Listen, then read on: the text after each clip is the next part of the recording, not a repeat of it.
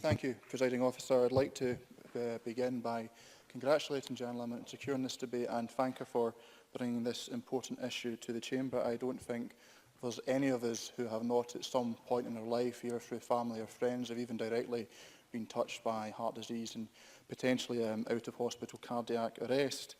I should declare an interest before proceeding. All of my staff in my constituency office received their first aid training and their first aid certificate from St Andrews, and I myself attended a course 5 years ago, which I found, and I think John Lamont's remarks about, and I think Brian Whittle's as well, maybe touching this, about how enriching an experience first aid training can be. I certainly found that.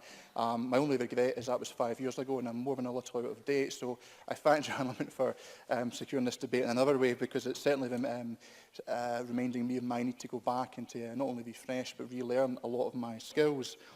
I think, like John Lamont, I was really quite taken aback by the numbers.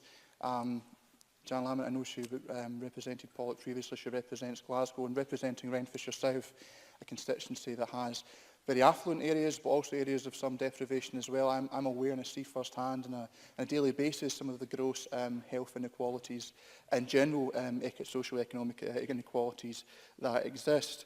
I think really that when we're looking at people from the most deprived areas are 43% less likely to survive than those from the least deprived areas, that really is a call to action for all of us.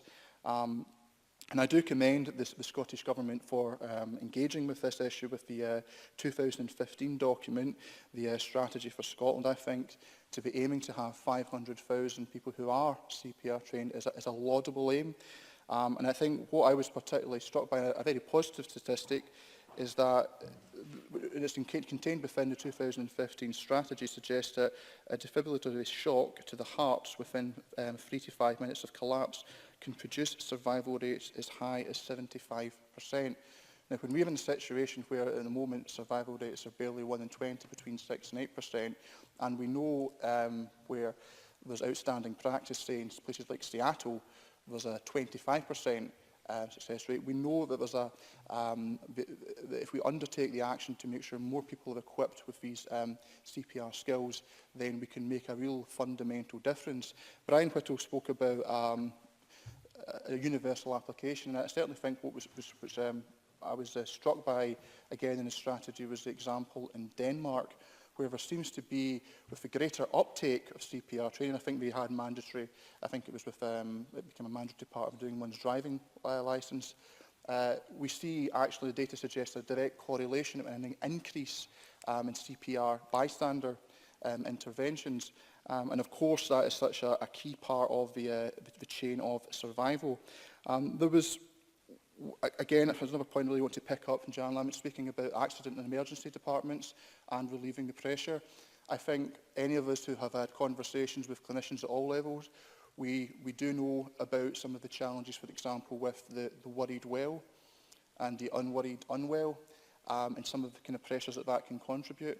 I think actually people being more empowered and equipped and confident to make decisions before going to A&E. First aid training more broadly can play a really very significant part in that, and perhaps people will have the knowledge to use perhaps intermediate steps before going to A&E, such as making an appointment for a GP or going to their pharmacist.